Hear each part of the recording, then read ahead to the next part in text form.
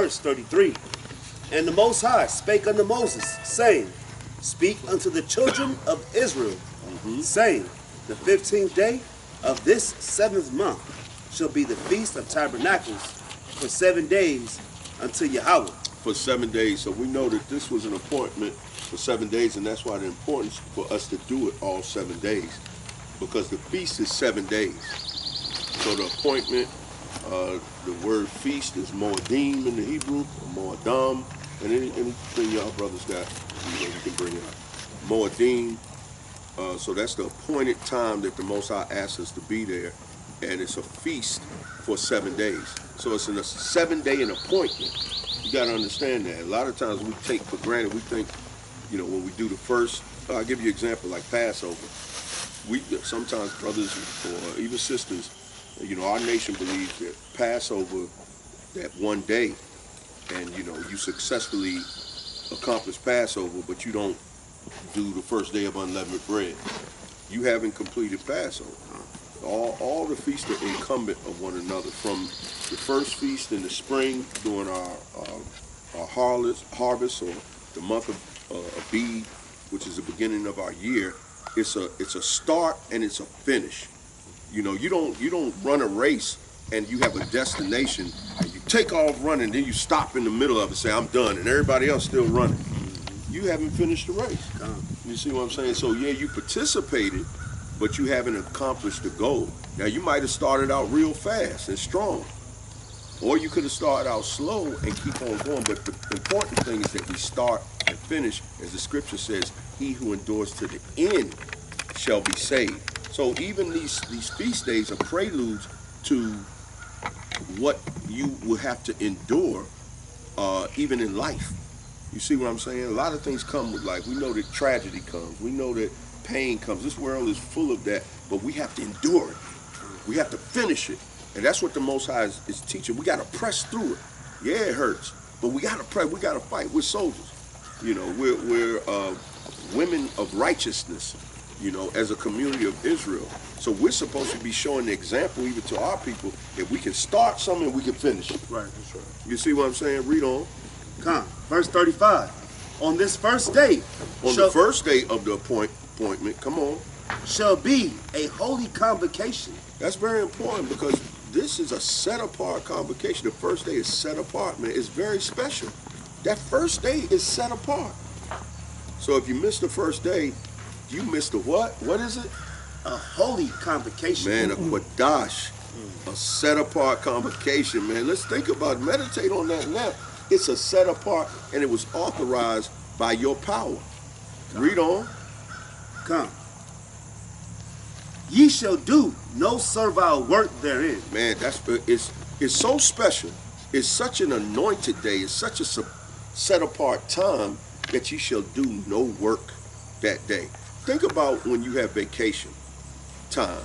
We labor all the time, and you remember you get that vacation time, how important, and then you would plan that vacation time out, right, and what you would do each day. Right. You see what I'm saying? And you'd be excited about what you were going to enjoy. That's how we should see these feast days, man. There's no greater experience than to experience the relationship with the Most High, where the Most High is coming to meet you. He's coming to deal with you. You're coming to experience a oneness with him. So read on. And it says, verse 36, 7 days ye shall offer an offering made by fire. 7 days, not one day, 23, not 2 days, not a couple of days, 7 days. And that goes with completion. Absolutely, that goes with completion, right? And that lets you know that start and finishing something. The Most High is looking for the finished work. What did Yahushua say to his father when he had done? Did anybody grab that? I had a You got to bring that precept. Yeah. But he, one of the things he said, I'll grab it real quick. You read the precept you got. This is Luke chapter 3, verse 8. Bring forth therefore fruits worthy of repentance. Come on. And begin not to say within yourselves, we have Abraham to our father. For I say unto you that Yahweh is able of these stones to raise up the children unto Abraham. Verse 9. And now also the axe is laid unto the root of the trees. Every Right. tree, therefore, which bringeth not forth good fruit, is hewn down and cast into the fire. You know what's so powerful, and you can do a breakdown if you want on that too, but the powerful thing about that is showing you the process. Right, that's what I was going to do. Yeah, the process of the every tree that doesn't bring fruit. A tree has to be planted, it has to be nurtured, and then it has all these stages of perfection. To get to perfection, you got all these stages to get to perfection. Just example for us, you don't halfway put on your clothes Right. to get here. You stopped at your pants and that's it. And you to be perfect. Perfection is where you're prepared and you've done completely. You're completely dressed, all right, completely clothed, and that's what we want to experience in tabernacles. We want to experience the covering of the Most High, but the only way you're gonna get to that destination is to do it complete. Con? Yeah, I was going to say on top of that, the priest was bringing out proper and mighty. You know, the Most High and Yahweh Shai's son, they getting rid of people that's laying their hand off the plow. That's right. You're not completing start your and job. don't finish. Yeah, Yeah. you're not completing your job. You're gonna get that axe and you're gonna get thrown into the fire because you're not completing your work. That's heavy. You think about, there's nothing that we've really accomplished, what we would call success, comes from incomplete work. Right. That's something me and Tazadak, Shatar Tazadak, first, I don't know if everybody knows him, but, he came in from California. He's on the Officers Council of Marshal Yasha Allah, and he deals with safety and security. And the brother, it's always a task to find people that are committed to the process. Because a lot of times people get excited about what was said to them and the idea of finishing, but they never get excited about what it's going to take to finish. You see, and that's a difference, because if you get excited about, you got to get excited about what it's going to take to finish for you to accomplish anything. You have never experienced no success in your life with not finishing a task. If you didn't go through the prerequisite, you wouldn't pass high school. You had to go through those tests. You see what I'm saying? Everything that came with the experience of high school. But you had to be, we got to start to get excited about these laws, statutes, and commandments. We got to get excited about the process and not just, what we think the outcome is without putting in the work. Read that again. This is Luke chapter 3. Luke chapter 3, verse, I'm going to get to the point, 9. And now also the axe is laid unto the root of the trees. Every tree, therefore, which bringeth not forth good fruit. Every tree that doesn't come to fruition, every tree that doesn't do what it's purposed to do, and the Most High's purpose, Yasha Allah, to keep these feasts, to keep His laws, statutes, and commandments, to complete it, to finish the work. Read on. Every tree, therefore, which bringeth not forth good fruit, is hewn down and cast into the fire. That's why we don't get anything. You start the process, you don't finish, you don't get your degree. And that's the same thing with the Most High. You don't finish it, you don't get nothing. There's a scripture that talks about, let that man not think that he shall receive anything of the Most High. You see what I'm saying? I got a scripture in Yahshua. You can go ahead and bring it out. John, give me John 4:34.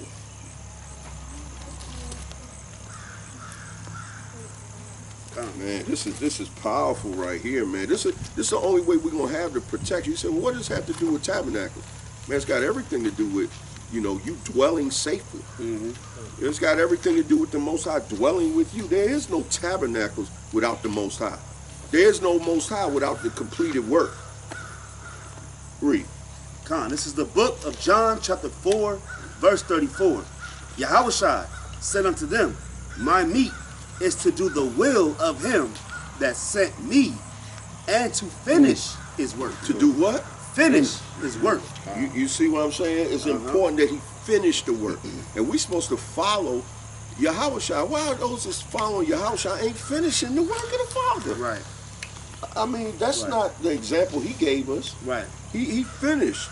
Give me John 17:4. Give me John 17:4. We can go from Let's go from 3. Come. It's the book of John, chapter 17, verse 3. And this is life eternal, that they may know thee, the only true Yahweh, and Yahweh Shah HaMashiach. Now we know this was what he was praying concerning the disciples, or the taught one. All right? Read on. Whom thou hast sent. I have glorified thee on earth. I have finished the work which thou gavest me to do. He glorified. So how do we glorify the Most High? By doing the work. By finishing the work, man. That's how we glorify the Most High on earth. Glorify me is dealing with giving him the esteem, acknowledging him. You don't acknowledge the Most High with just your lip service. Come. You don't acknowledge the Most High with temporary compliance. That's not acknowledging him. You finish the work. And Tazadak, anytime you got some, you welcome. Go ahead. You supposed to have been up here anyway, but I see you. All praises. He can do what he usually do. Chair, yeah. She going inside. John 17:4. Read again. Come. It says, I have glorified thee on the earth. I have finished the work which thou gavest me to do. Man. And see, that's beautiful, man. And that's what we have. That's our example. Go ahead, King Yeshua. Khan. It's the book of Hebrews, chapter 10, starting at verse 23. Let us hold fast the profession of our faith without wavering, for he is faithful that promised. Verse 24. And let us consider one another to provoke unto love and to good works. That's right. That's right. That's very important. You want to expound on it? Come, read verse 25. Verse 25. Not forsaking the assembly of ourselves together, as the manner of some is. You know what I mean? Because when we come together on these feast days, that's a part of, Zephaniah 2:1, and us gathering ourselves together in these last days before these nations come against Yahshua. You know what I'm saying? Right. This what you see right here, the Feast of Tabernacles, us dwelling in booths, you know what I mean? Us dwelling amongst each other and learning each other's mannerism, you know what I'm saying? It's a good manner for us to come and dwell amongst each other in peace and love and unity. Right. You know what I'm saying? Because we're going to need each other in these last days. We're going to have to depend on each other, man. You know what I'm saying? We only as strong as the person that's next to us is. All right? So we got to come together more, man. You know what I'm saying? We can't think that we got brothers doing it out here for us. We got to do it ourselves, man. All right? It says, not forsaking the assembly of ourselves together as the manner of some is, man. Because some, they don't like to come together. They like to think they got it all figured out, and they don't need the brotherhood, man. Right. But you're going to really need this brotherhood one day, man. And it says, but exhorting one another. We got to come together and lift each other up. We got to build the brother up next to us, man. Let him know what he's doing right.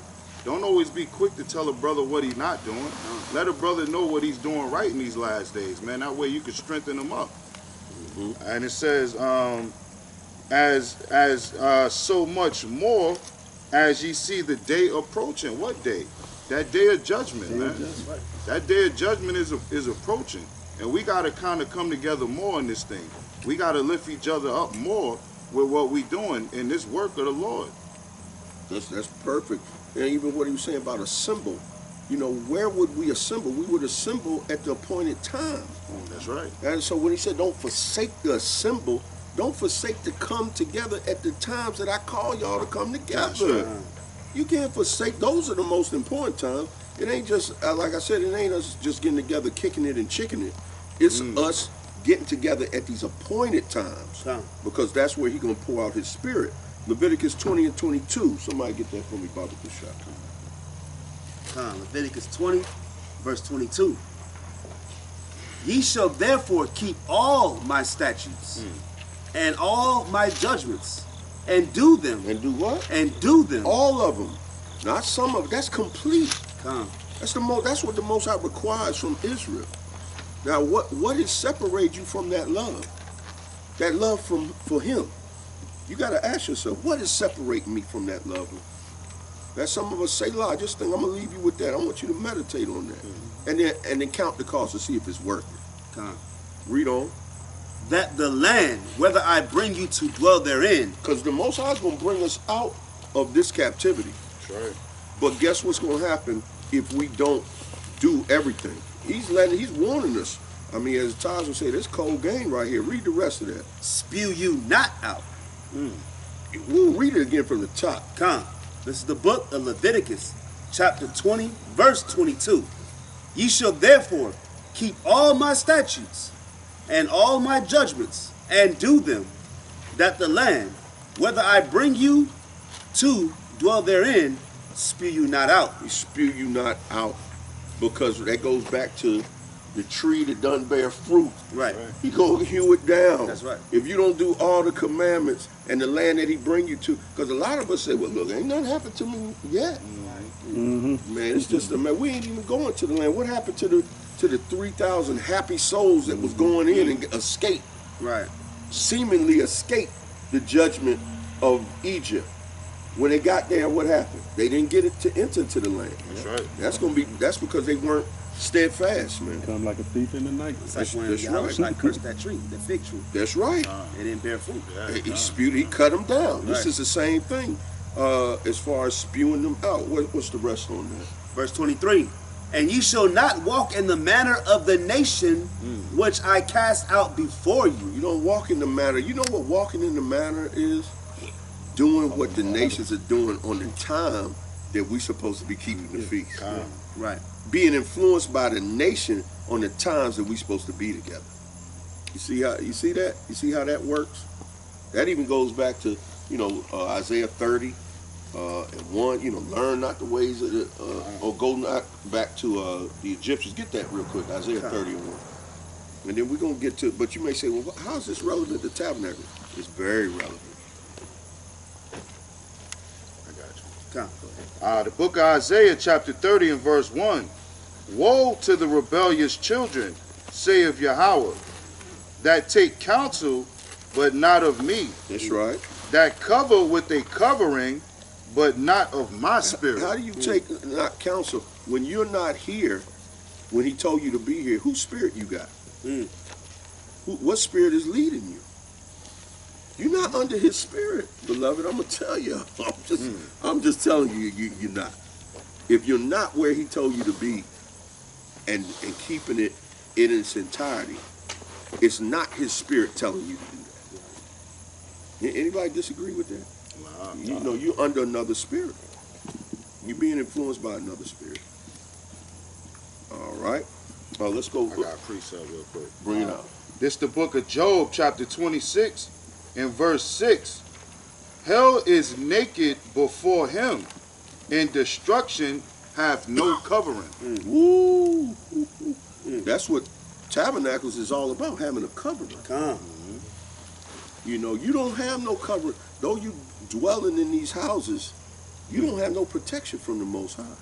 You don't have protection from the imminent destruction if you're not keeping all.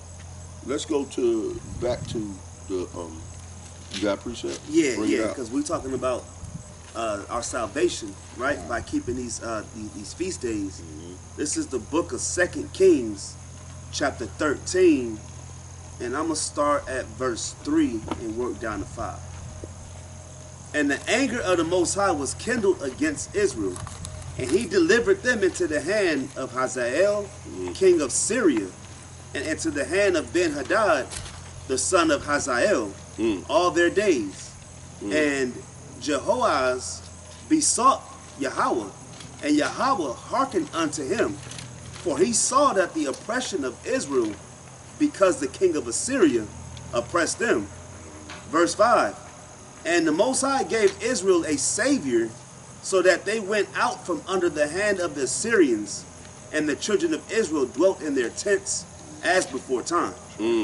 So they was literally saved and then had to dwell in tents. So our salvation will be synonymous with us being obedient. And remember in verse 4 it says the Most High hearkened to Jehoahaz while they were under Syrian rule. So he sent them a savior and had them dwell in tents. Yeah. You see the spiritual symbolism and the tent. They had protection. Give me Leviticus 25 and 18 real quick. Come. It's the book of Leviticus, chapter 25, verse 18. Wherefore ye shall do my statutes and keep my judgments and do them, and ye shall dwell in the land in safety. In what? In safety. In safety. So if you do the commands, you see the gravity of keeping these days. Come. When it says it's a set apart assembly, and how important to dwell in booths 7 days, because the end goal is that we dwell in safety. Come? All right. Let's go back to that Leviticus 23. Finish that out because you got some meat in there. 42, 43. We can keep reading down. Come. It's the book of Leviticus, chapter 23, verse 36. Verse 37. These are the feasts of Yahweh, which ye shall proclaim to be holy convocations, to offer an offering made by fire unto Yahweh, a burnt offering and a meat offering, a sacrifice and a drink offerings, everything upon this day, on his day, Shalaki. Verse 38, beside the Sabbaths of Yahweh, and beside your gifts, and beside all your vows, and beside all your free will offerings, which ye give unto Yahweh. So we even see the completeness when you're dealing with beside, along with. You see what I'm saying? Along with all those other things. Remember what he said, Yahweh said about the Pharisees. You pay tithes of mint and cumin, but you leave the weightier matters undone. And a lot of us still have that mentality. When you don't complete something, then you haven't seen the gravity of what it is that Most High is asking you to do. You got to finish what you start, man. You got to finish it. Come on. Verse 39, also in the 15th day of the 7th month, when ye have gathered in the fruit of the land. Stop right there, because this feast wasn't just called Tabernacles. See, Tabernacles is also associated, when you do Tabernacles, it's associated with, if he's not hewing you down, what is he doing? He's exalting you. Come. If he's not tearing you down, he's exalting you. If the Most High is exalting us and we're in the land of our enemies, what is he doing? He's lifting up us out of the way. That's why we're waiting on the chariots to come get us. That's why, because he's going to lift us up, but only for the righteous remnant, those that obey. So this was also known as ingathering, the Feast of Ingathering.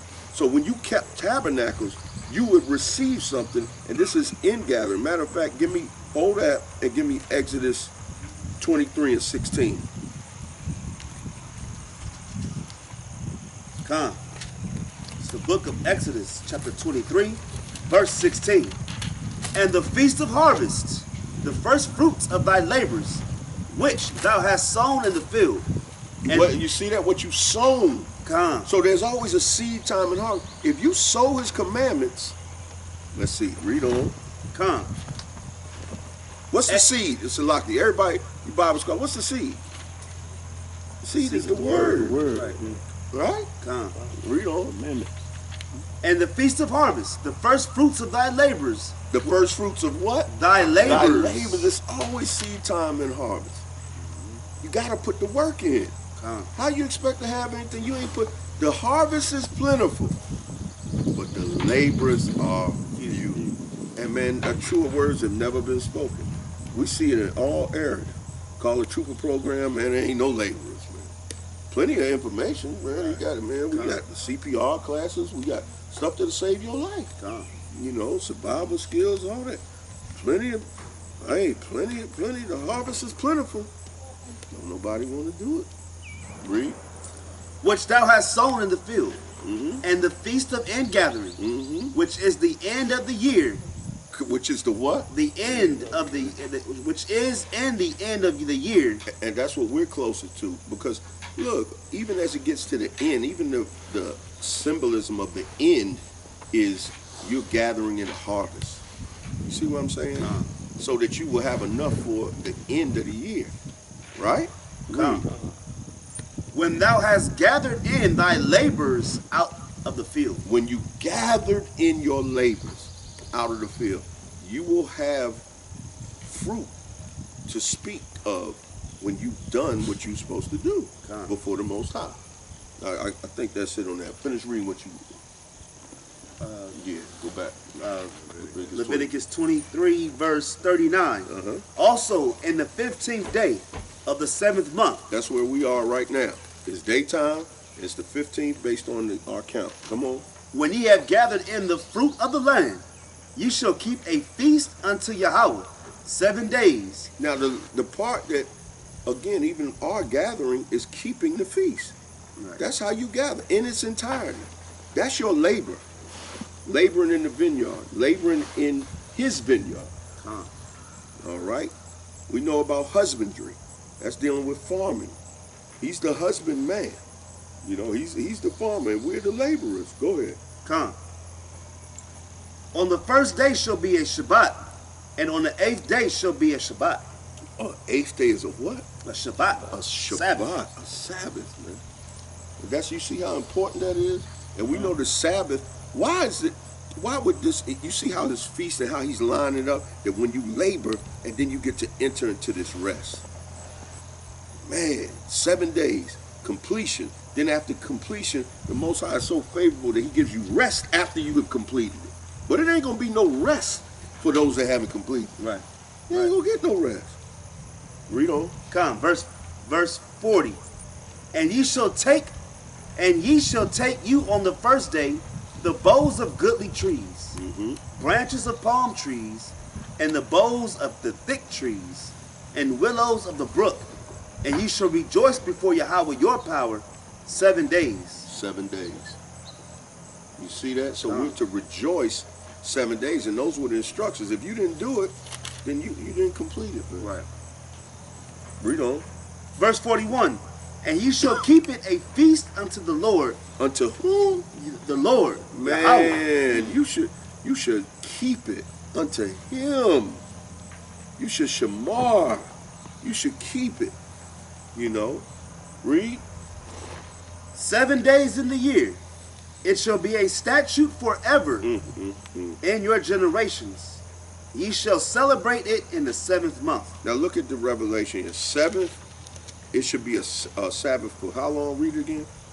Forever in your generations. In your generations. Now forever, because this would propel you into eternity. As long as you were on the earth and you kept doing this, this is how you would enter into, because in your generation you would pass, you know, more than likely your body would drop during that generation. However, it would take your spirit, as long as you were doing it, your spirit would be received by the Father, and you would gain interest into eternity. All right, read on. Verse 42. Ye shall dwell in booths 7 days. All that are Israelites. If you are Israelite, come on. Born shall dwell in booths. Shall dwell in booths. Yeah, man. Read on. Verse 43.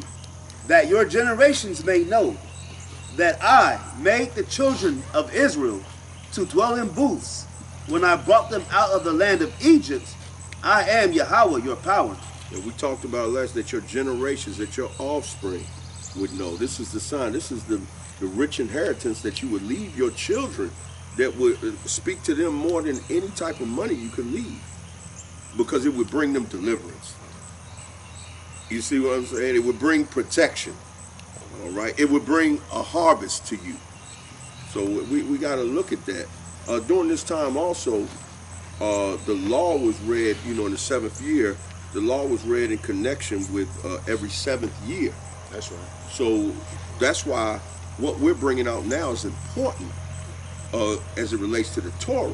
The Torah, you can't get away from speaking about compliance to the Torah and talk about anything that has to do with completion in the scripture. The Torah's got to be there at the forefront, because Torah means teaching and instruction. Comes, part of the Hebrew word is yara, and yara is something that you cast and you throw out. So you got to cast. Even the Torah gives you responsibility, because it wants you to cast out. You got to launch out into the deep. Most High ain't fishing for you. He said he'll make you fishers. Right. I mean, he'll give you the equipment to fish, but he'll make you fishers of men. But you got to cast that. You got a yara. But the Torah is the teaching and instruction, and that's the defense that you have. That's your protection. If you're not keeping that, you don't have no shelter. All right? Give me Nehemiah 8 and 18. Okay, bring it out. That's the spirit. And Ron, give me Deuteronomy 31, and we'll just read 10 through 12. Come. Start at 17. Come. It's the book of Nehemiah, chapter 8, verse 17. And all the congregation of them that were come again out of captivity made. You see, out of captivity. What's the first thing they did when they got out of captivity? Read. Made booths. They made booths. Come on.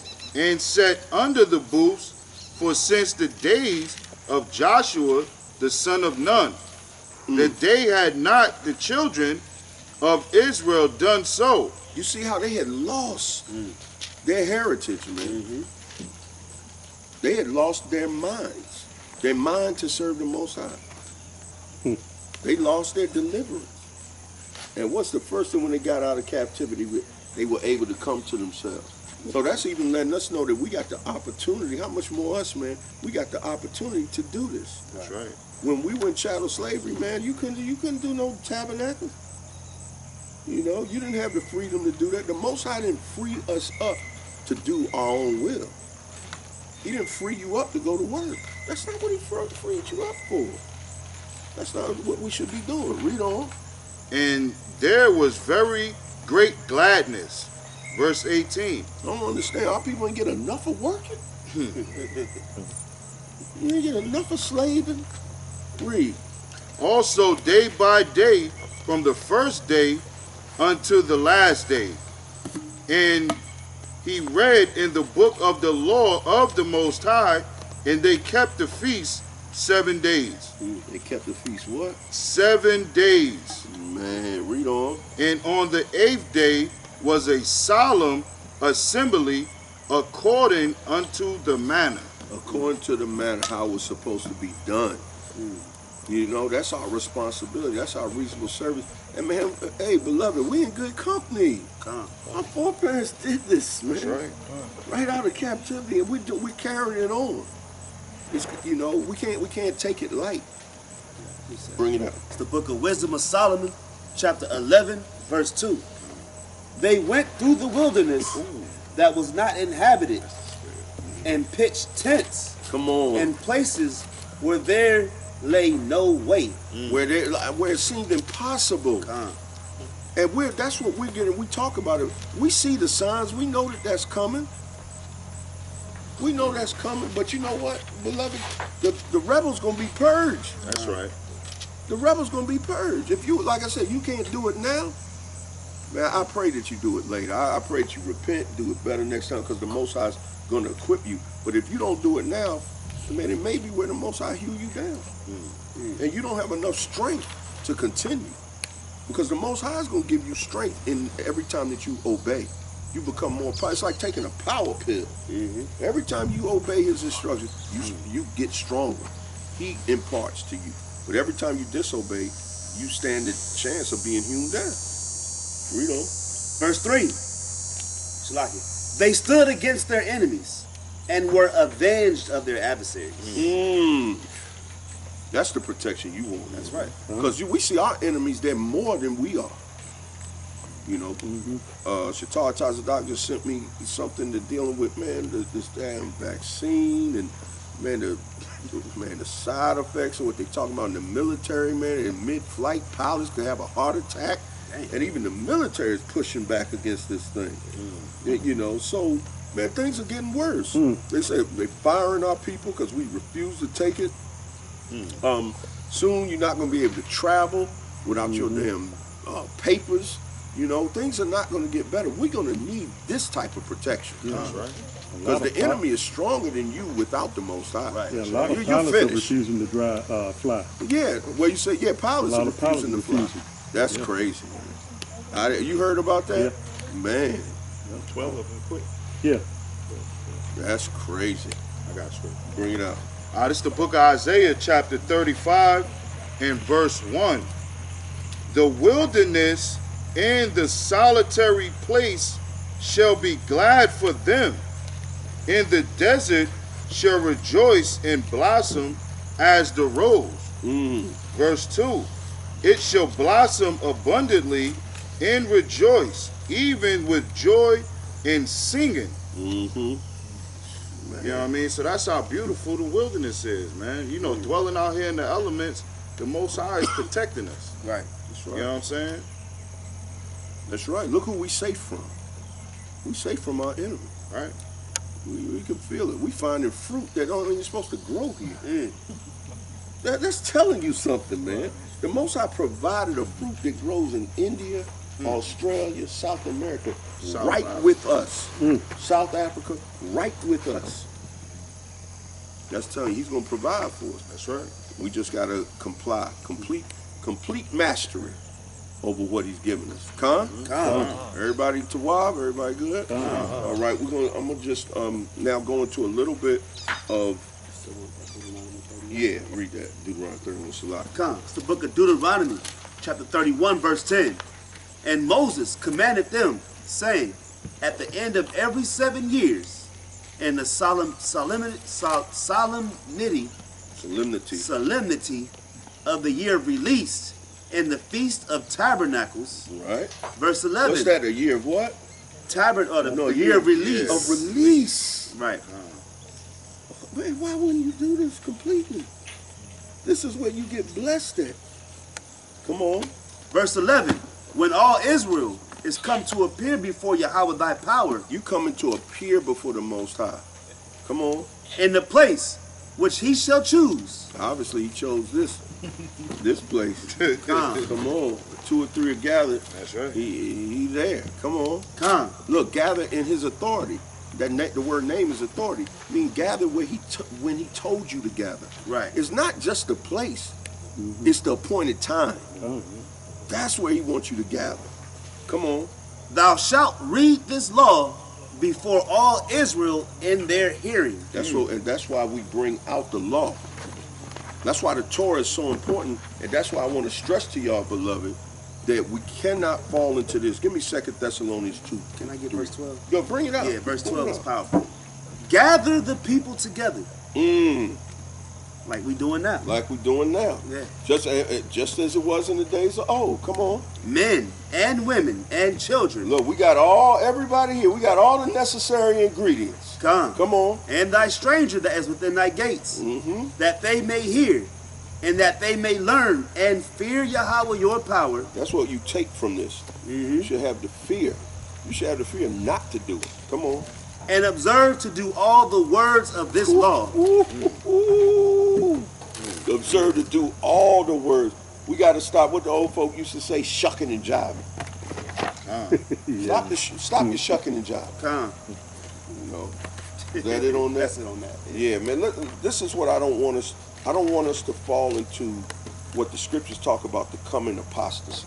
You know, the apostasy, because apostasy is going to remove restoration. You'll never be restored if you operate in apostasy. So give me 2 Thessalonians 2 and 3. We're going to show the scripture's going to break down what apostasy is. You said 2 and 3. Yeah, 2 Thessalonians 2 and 3. The book of 2 Thessalonians chapter 2 and verse 3. Let no man deceive you by any means. By any means. This is the time that we're coming in. We see deception at an all-time high. Take the jab. The jab is good for you. Take it. It's all right. We'll give you weed. We'll give you joints if you take it.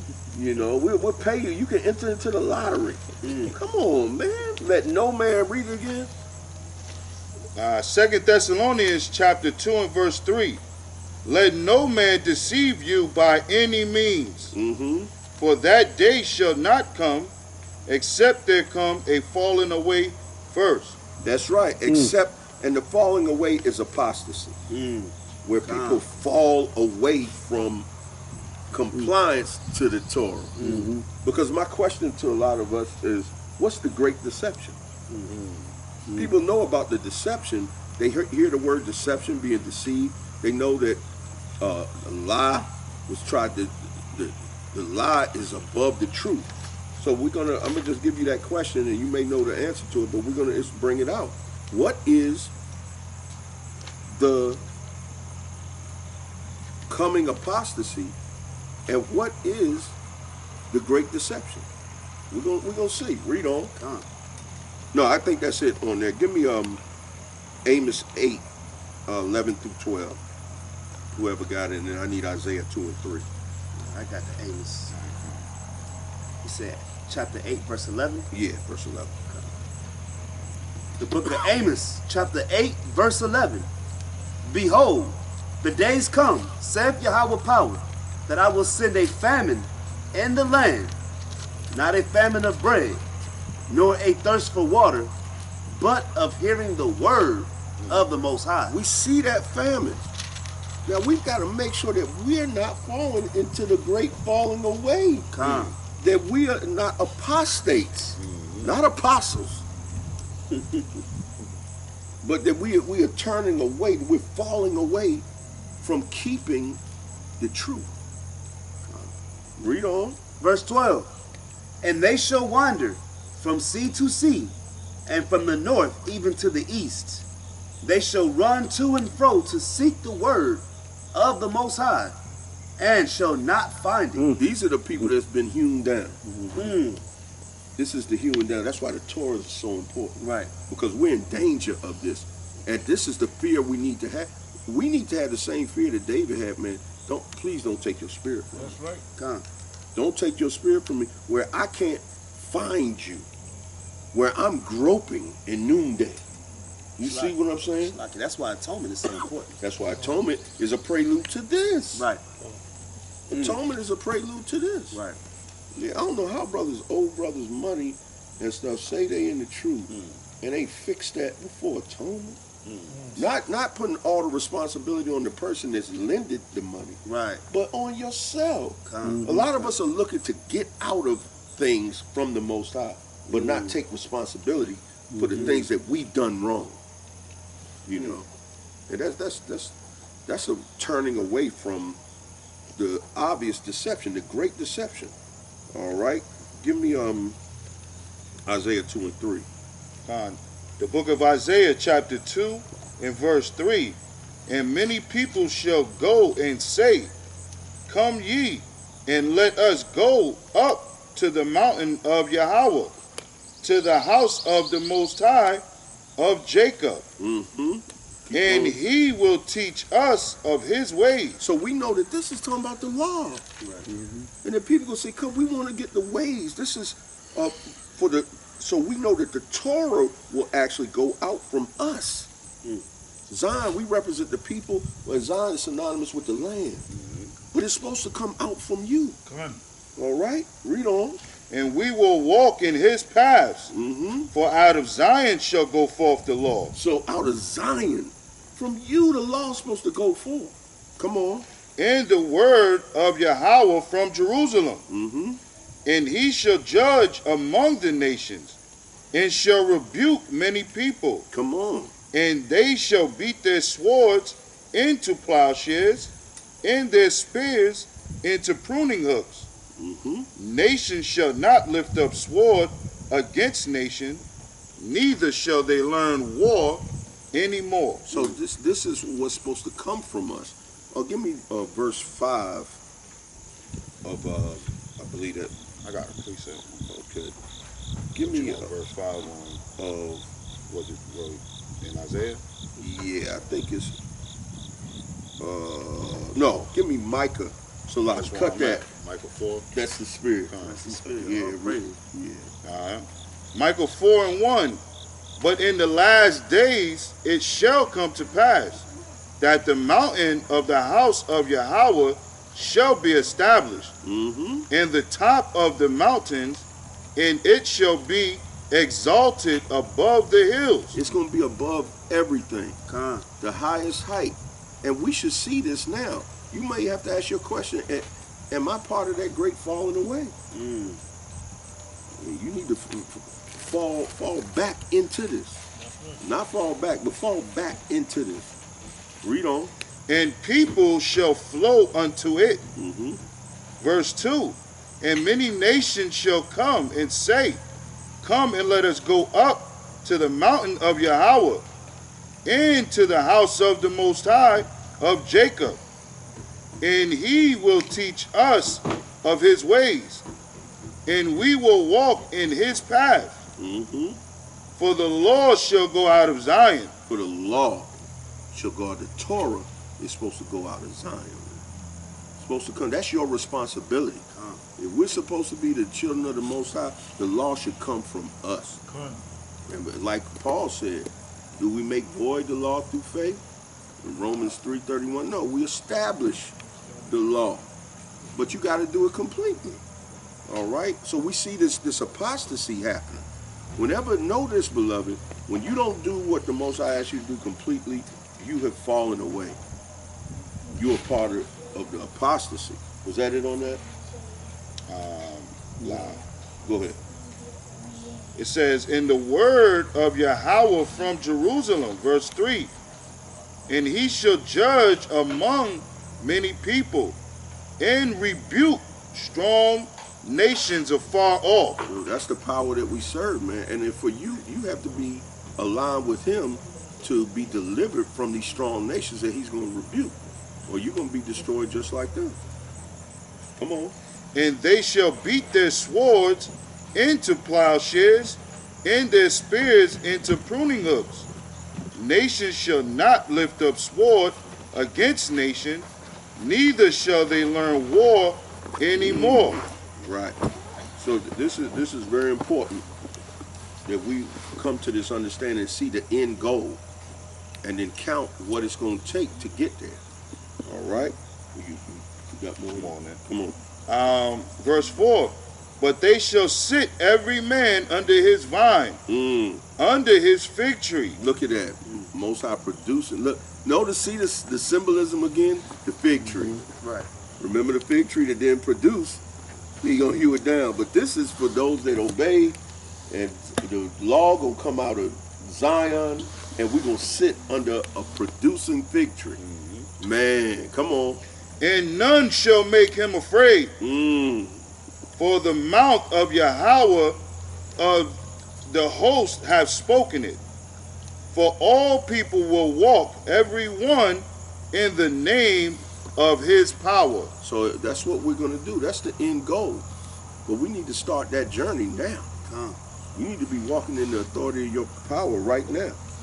All right? Give me, somebody grab me Isaiah 24. I'm going to be real quick at 5. And we're going to look at this great apostasy real quick. Go ahead. Isaiah chapter 24, verse 5. The earth also is defiled under the inhabitants thereof. So if you're being motivated by the inhabitants of the earth, know that you're defiled. If your reasons for doing what you're doing is because of the inhabitants of the earth, you're defiled. Read on. Because they have transgressed the laws. They have transgressed the laws. Beloved, every time you transgress, you are defiled. And the Most High is not going to receive a defiled offering. He's just not. Read on. What did they do? The earth is defiled under the inhabitants thereof because they have what? Because they have transgressed the laws. And did what? Changed the ordinance. Changed the ordinances. Made it something that is not. Oh, now you done turned the feast into a one-day feast. It's 7 days. 3 days. 2.5. Read on. Broken the everlasting covenant. Ooh, we do that. A lot of times we try to blame that on the enemy. That's us. We do that when we don't complete what he said. I know this ain't gonna get a whole bunch of amen, but it's the truth. It's the truth. All right, give me real quick 1 Timothy 4:1. So we were told not to let any man deceive you in 2 Thessalonians 2:3. That apostasy, we start to see it. It come first. And the Son of Man of Torahlessness be revealed. That's the son of destruction. So I'm going to submit to you that the great deception is that the Torah is not necessary. And that we don't have to fully complete it. You don't have to fully do it. We see that that's the great deception. What was Yahushua tempted? How did Satan tempt Yahushua? The word. And he was trying to get him to break the Torah. Right. That's what it was all. And this is the same deception that the whole world has already fallen in. So if somebody ever asks you what's the great deception, it's making the truth seem like it's not valid. And we know what the truth is according to Psalms 119, 142. It's the law. So Torahlessness is the great deception. Because Satan deceived the whole world.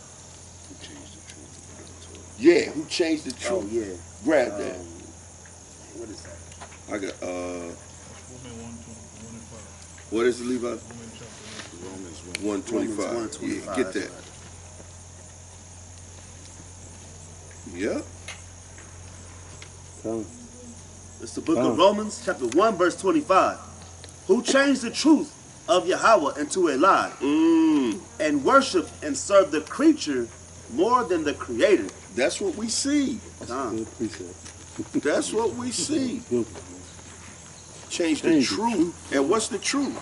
We know it's the law, man. That's the great deception. Come on. Who is blessed forever. Amen. Give me 1 Timothy 4, 1 and 2. Khan, it's the book of 1 Timothy, chapter 4, verse 1. Now the Spirit speaketh expressly, that in the latter times some shall depart from the faith. Man, we want to make sure that we're not falling into this apostasy.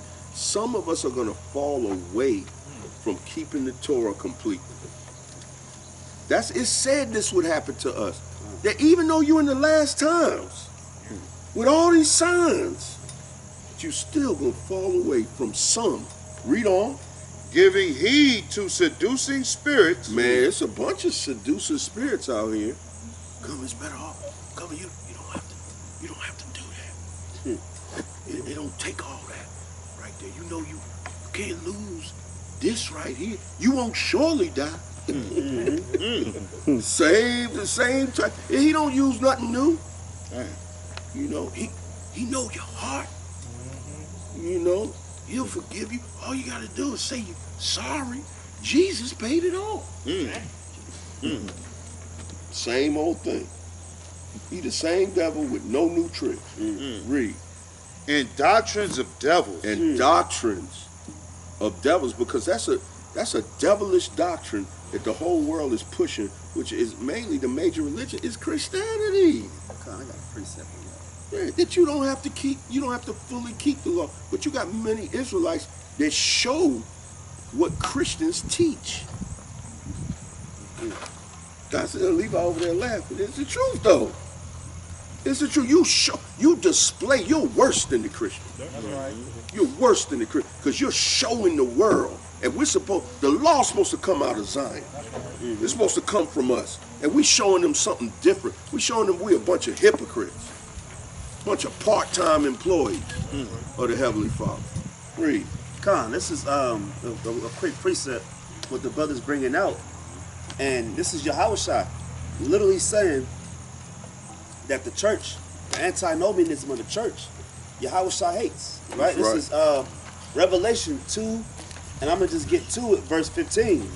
So hast thou also them that hold the doctrine of the Nicolaitans, which thing I hate.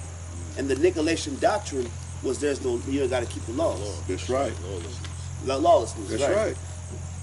That's right. And then he says, verse 16, repent, or else I will come unto thee quickly and will fight against them with the sword of my mouth. That's hewing them down again. There you go, man. That's that hewing down again. And you know, the Nicolaitans, they also allowed them women to teach. That's You right. see that? Yeah. Going against the Torah. Going against the law. Yeah. The book of 1 Timothy, chapter 4, verse 2. Speaking lies in hypocrisy, having their conscience seared with an hot iron. Come on, speaking lies.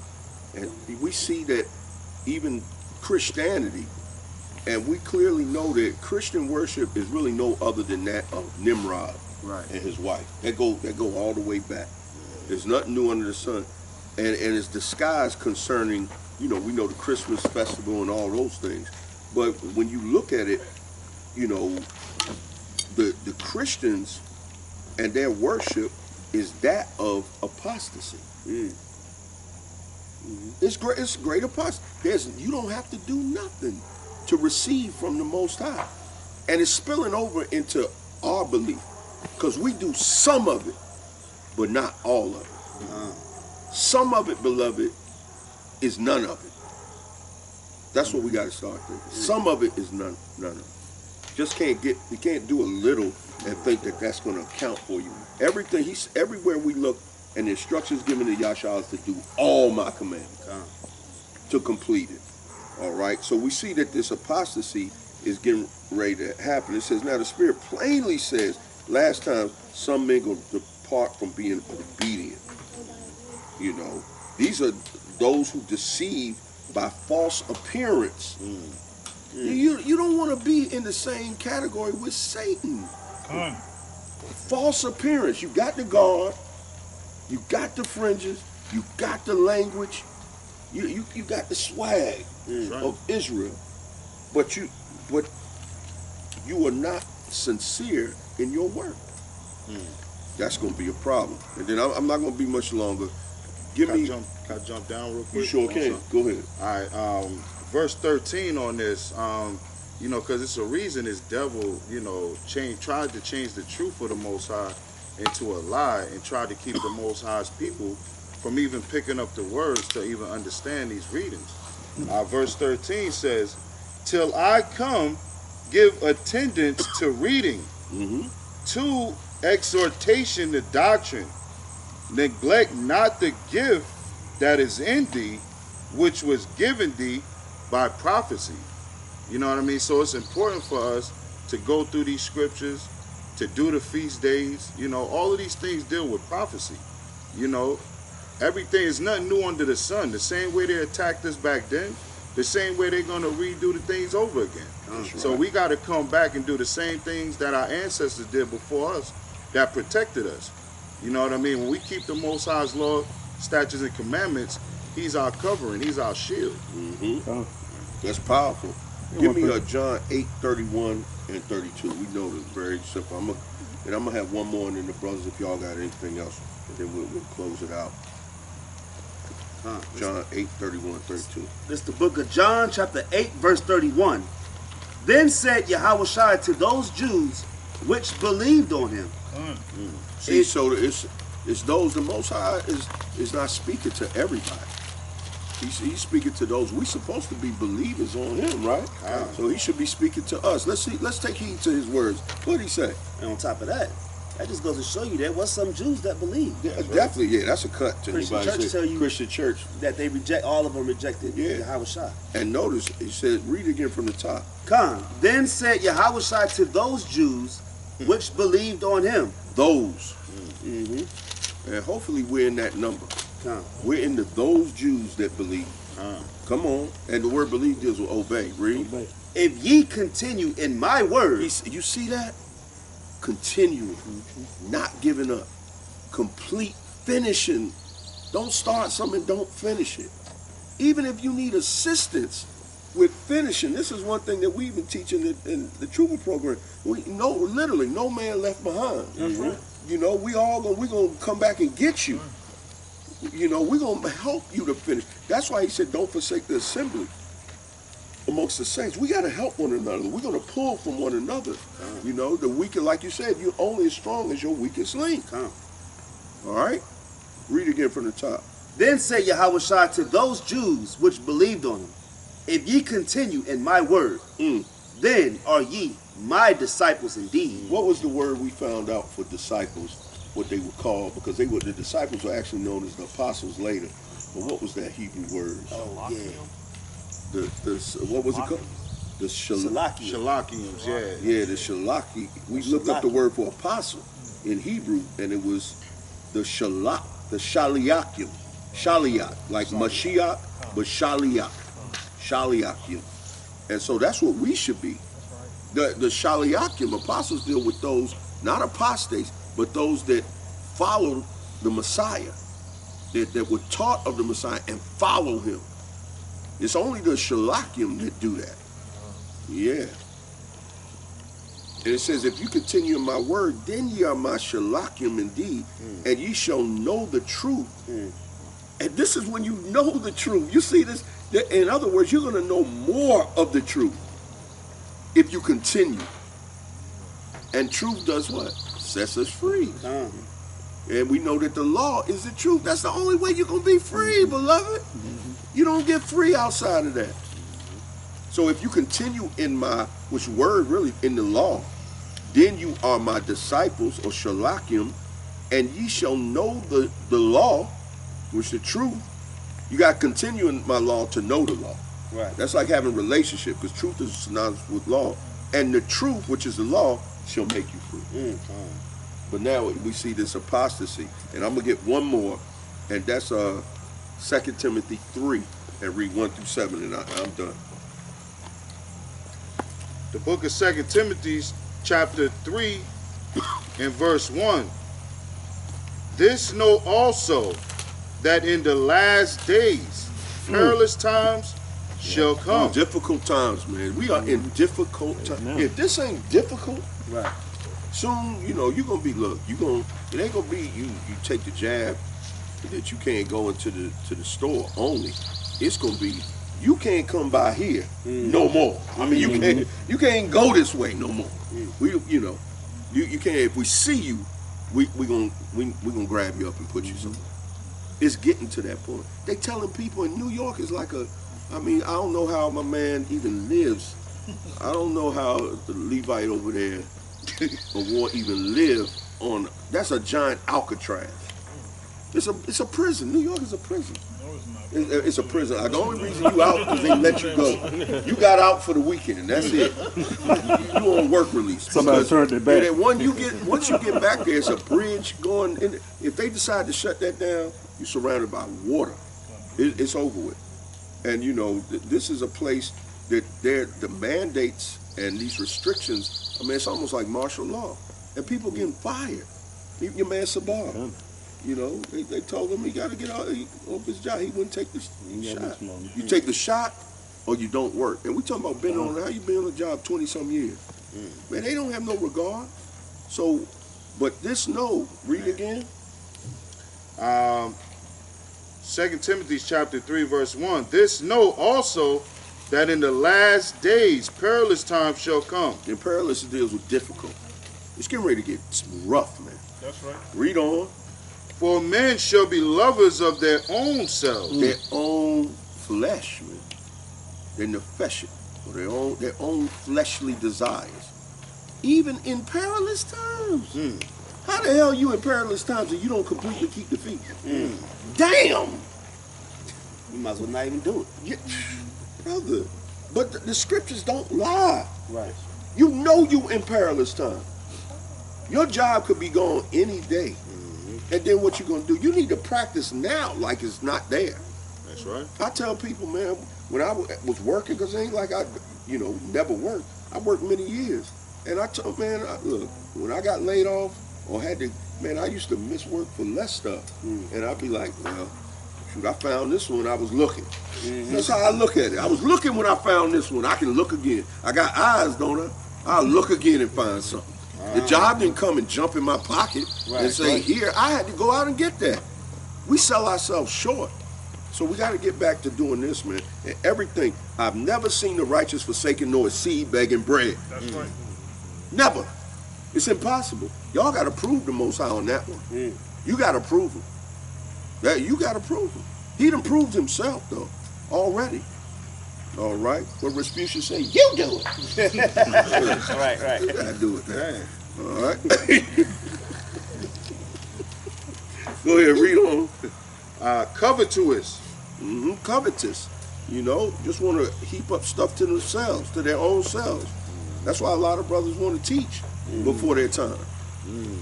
Because it's all about them. A lot of brothers in this truth, they don't care. They still dealing in apostasy, man. They don't care about no laws. They want likes. They're not law keepers. They like warners. Imitate. Yeah, like warners. They want the likes, Tazadat. Put a 1 in the chat. You know, man, don't give a damn about no damn one in the chat. You're gonna be hewn down. You care about, I think they like me. I don't care about the most times sometimes you care about a bunch of people liking you. I think Tazadak pride himself on people that don't like him. I got a lot of dislikes. Got a lot of dislikes. Hey, if you got a lot of dislikes, 9 times out of 10 you doing something right. Crazy. You know, they hate it. They said they hate you. They gonna hate you because they hated me first. It ain't about likes. They gonna, man, somebody grab that. They hated. If they hated, they hate you because they hated me first. Go back to that. You talk about likes. The Messiah wouldn't have no likes. You think a Mashiach could be around here and the Shaliachim would be out here talking about they want some likes? They would have locked them up. They would have locked them up. That's right. That's right. Look what happened to Paul. I don't mean to be too lengthy, but when he was caught, when he was in prison, or the disciples when they got beat up, man, they was excited. They got beat up for the truth. You know what I'm saying? Go ahead. You want that John 15? Yeah. John 15 and 18.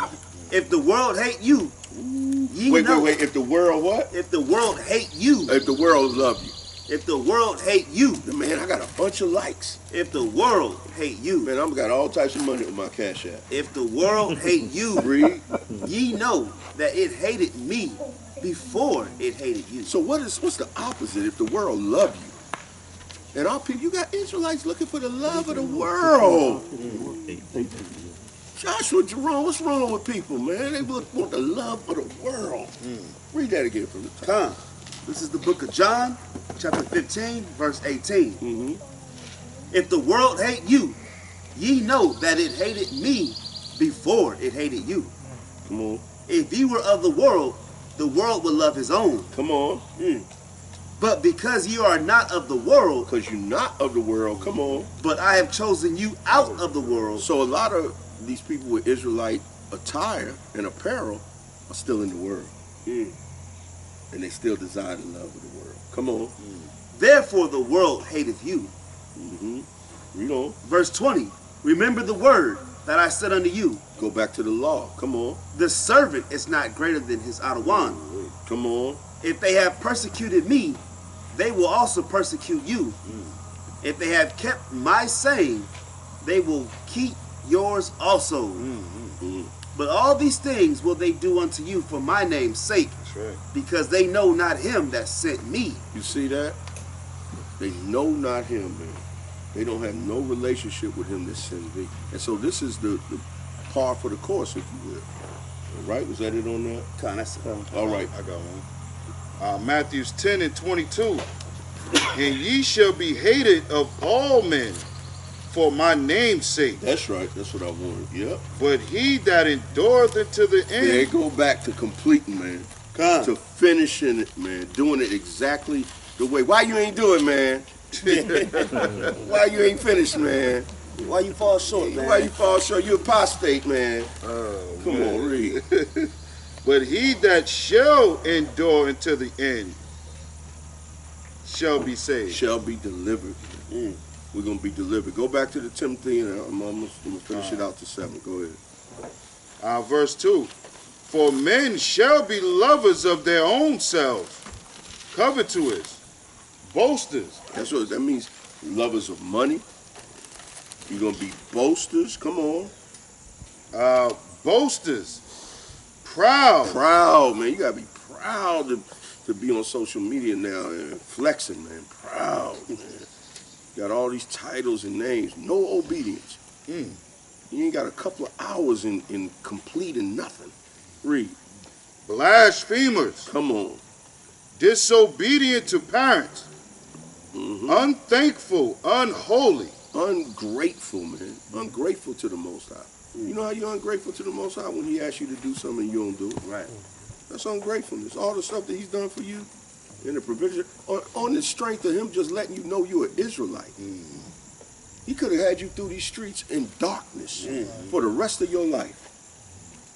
A horse with what's some things that have on the side of the head? Blind, yeah. You've been just walking in the wrong direction with them on. Read on. Slander. without natural affection, truce breakers, false accusers. One of the things in verse 3, it says, what's that first word? The first word in verse 3. Without natural affection, Right. And what's the next word? truce breakers. Truce breakers. All this deals with being slaves to your lust. So you're going to be slanderers, you're going to slave to your lust, you're going to be cruel, and then what it says, haters of what? Of that which is good. Read on. False accusers, incontinent, fierce, despisers of those that are good, You see? Come on, you ain't going to be like. Read on. traitors, heady, high-minded. That heady means unrestrained, man. We always try to teach discipline.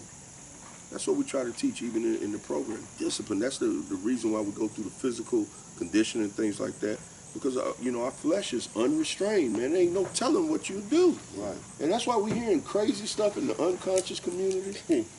And even within the Israelite community, you're hearing some wild stuff. You done got to this point now, you doing that? Read on. Lovers of pleasures, Mm.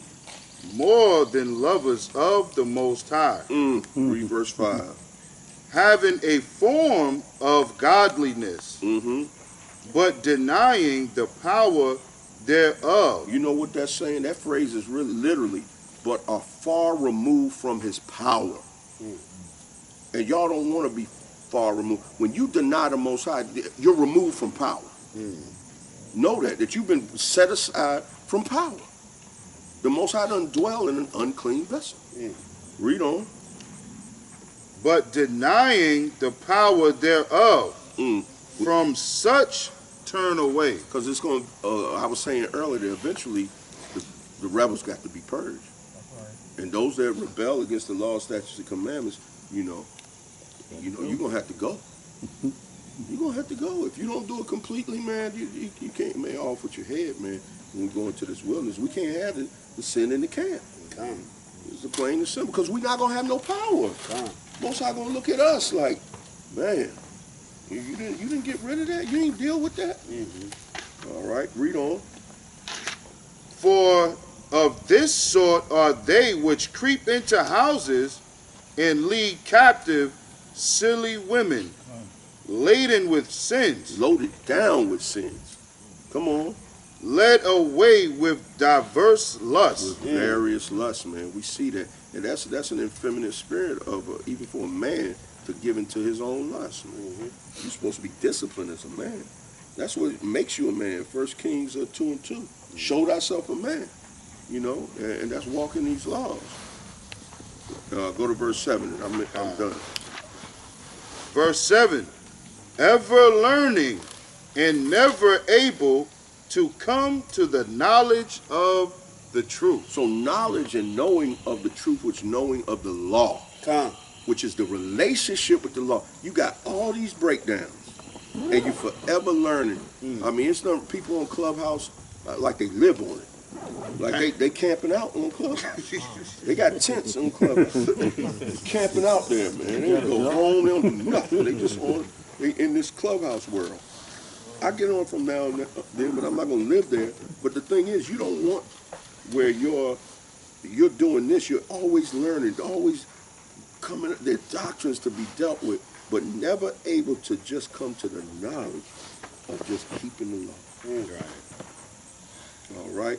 So with that, I say shalom. Any brothers got anything else? Now, I just want to say that's just like, the brother brung out, even with the, the Clubhouse thing, man. If Zephaniah 2:1 say we supposed to come together as a righteous seed of Jacob, we supposed to come together not just on these platforms. Right. But we supposed to come together for the love of the spirit of Yahweh Yahweh Shah, man. And we got to love our brother off of the screen.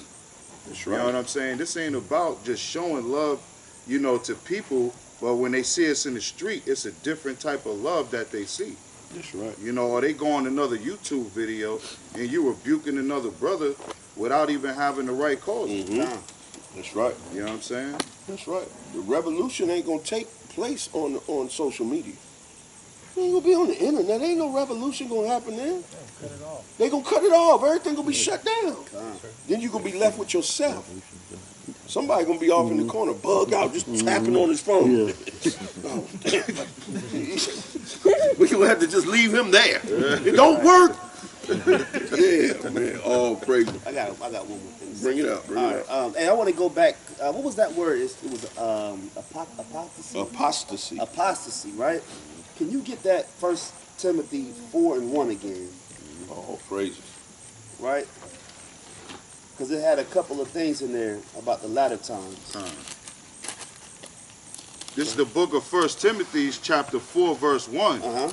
Now the Spirit speaketh expressly that in the latter times some shall depart from the faith, giving heed to seducing spirits and doctrines of devils. So the doctrines of devils in the latter times, you're looking at Christianity, right? Because we know who the devil is.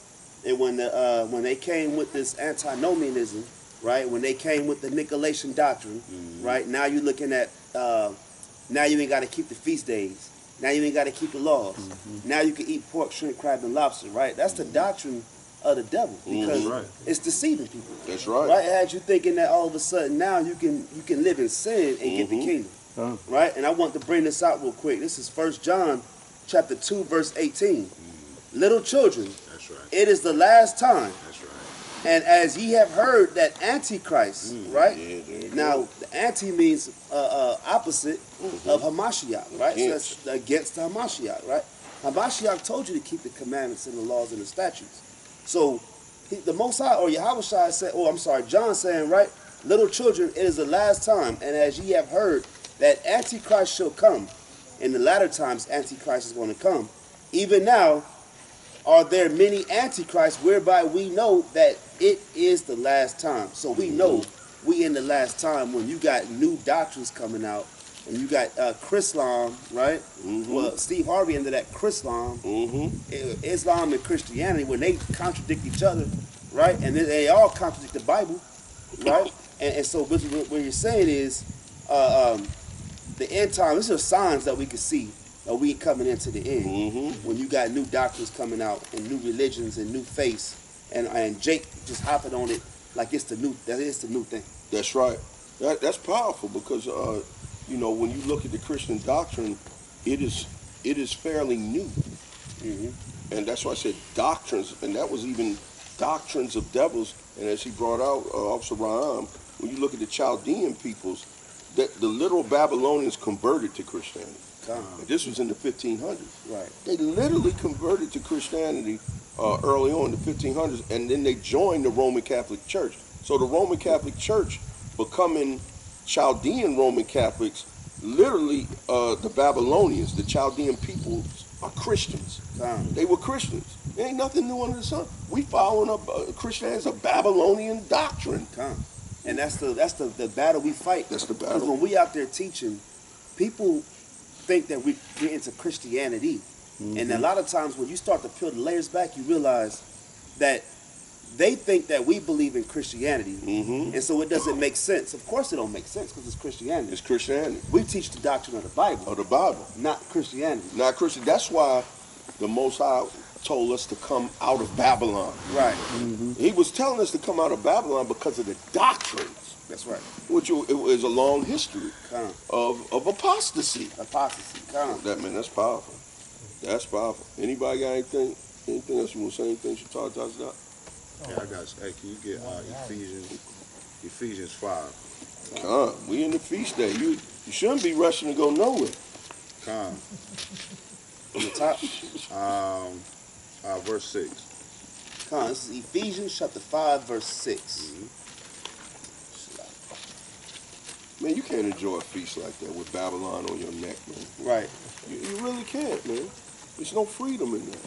That's why it would make you want to do it more so that you could get up out of here and have peace.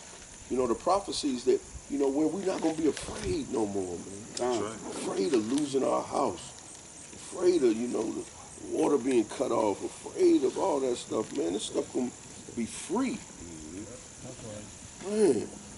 Like even out here, man, shoot, y'all have to tell me to go. I'm Hey. ready to pitch a tent down there in the black. I'm out the way. I'm out the way, brother. Yeah, go ahead. Come on, this is Ephesians chapter 5, verse 6.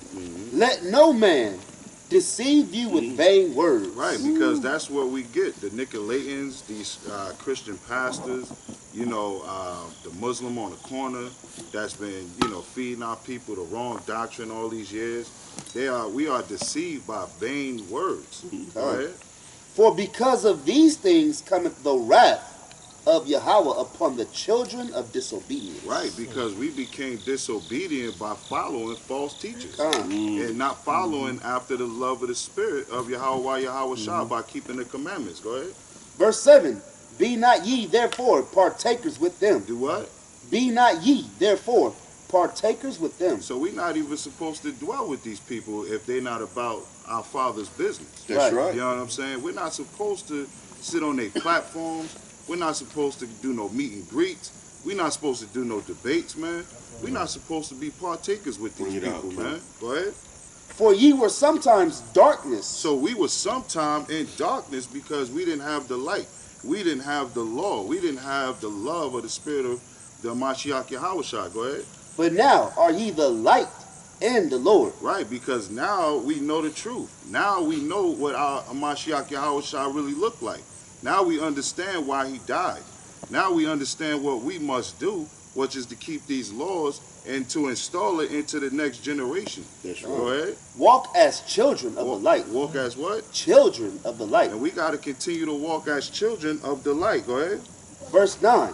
For the fruit of the Spirit is in all goodness. That's right, because And- everything that's contained in the fruits of the Spirit is contained in the laws. Go ahead. And righteousness and truth. And righteousness and truth come by hearing the word of the Lord. Read. Verse 10. Mhm. Proving what is acceptable unto the Lord. And we know everything that's acceptable unto Yahweh is keeping his feast days, keeping his law, statutes, and commandments, going on the highways and the byways and teaching his gospel in the last days and waking our people up. Go ahead. And have no fellowship with the unfruitful works of darkness. And do what? Have no fellowship with the unfruitful works of darkness. So we're not even supposed to dwell with people who don't see what we see, Come. who have the same understanding in the light that we see in these last days, which is to follow Hamashiach Yahushua. Go ahead. But rather reprove them. But rather reprove them, man.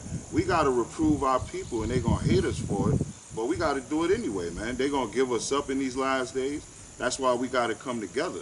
That's why we got to join ourselves amongst one another so we can protect one another, man. Go ahead. Verse 12. For it is a shame even to speak of those things which are done of them in secret. Right, man. That's how pitiful it is in the eyes of the Lord, man. He don't even want you talking about these people in secret, man, because they're not doing anything righteous in the sight of him. Wasting your time. God, precept. Nah, go on. All right, go ahead. Verse 13. But all things that are reproved are made manifest by the light. For whatsoever doth make manifest is light. That's right, because if you go in the dark room and you put that light out, man, the darkness is finished. Right. It's over, man, and that's how we supposed to be when we walk anywhere on the face of this earth, man. We supposed to shine like lights when people see us. Damn, what's those on the bottom of your shirts? Those are fringes. I'm keeping the law. I'm trying to be perfect like the Mashiach Yahushua. Nobody can be perfect. What the scriptures say that we can be perfect. So we got to live like he lived. And I'm going to yield on that, man. All praises, man. That's powerful. Going forward, you know, no excuses, beloved. With no excuses, man. We're dealing with the few, the obedient, the Israelites. You know, it's only going to be a few of us that are going to comply. And if you can't discern the times now, I don't know what to say. What we're doing, we're going to make every effort as a camp, as a unit, you know, as a community. We got the new moons for next year. We got them all. We're going to put them out. But it's your responsibility to keep these feasts. It's your responsibility to know the time, to discern the times. You see what I'm saying? Because you're going to have to stand before the Most High. That's nobody else's responsibility but yours. You know these feast days come. I'll let you go. Yeah, you know these feast days come every year, and really you're supposed to wear down the door the priest. You know, wait. I'm not real talk. You're supposed to be knocking on. Y'all should be at my house sometimes, kicking my damn door. Right. Do. What's happening? You know, when is it? That's what you're supposed to do. You know, even Sister Daria always asks. You know, she wants to know. You know, I get a text. You know, when's this? When is it? That's what y'all supposed to be doing. You know, all praises. So it's no excuses. Go ahead. Yeah, like to let me back off what the priest is saying, I'm gonna get calendars, most high willing, this Saturday, but the next new moon is gonna be October 8th at sundown. So just put that in your calendars. Yeah. We got to start keeping new moons too. We got to keep these feasts. We got to keep them together. You know, even if it means us, if it's all right with God, y'all talk to him. But even if we come out here, hey, we got a shed out there. We got to bring some heaters in that room. We can do it. You know, but as long as we're together, because we're gonna have to spend time together. It's getting ready to happen. But the Most High, most importantly, has called us to come together. That's part of coming out of Babylon. That's right. Now, you can't come out of Babylon if you're not coming out as a unit. We came out of Egypt as a nation. We're gonna come out of this bondage as a nation. Come? All praises. All right, unless there's anything else. Say shalom. Let's put our hands together for the Most High. All praise. And brothers spoke beautifully in the spirit. The water to y'all, the water to his rib, you know, and just the hospitality.